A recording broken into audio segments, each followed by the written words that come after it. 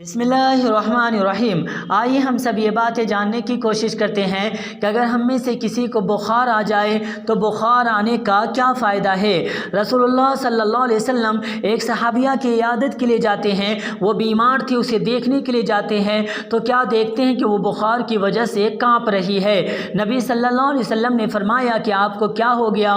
وہ جواب دیتی ہے، اللہ کے نبی، بخار بہت زیادہ ہو گیا ہے، میں اللہ سے دعا کرتی ہوں کہ اللہ اس بخار میں برکت نہ دے۔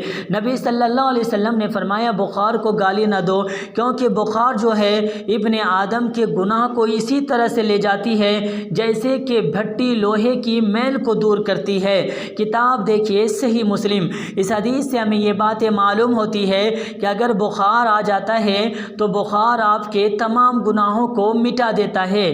کتاب دیکھیے صحیح مسلم۔ تو اگر بخار آ جائے تو صبر کرنا چاہیے اور اللہ سے اجر و ثواب کی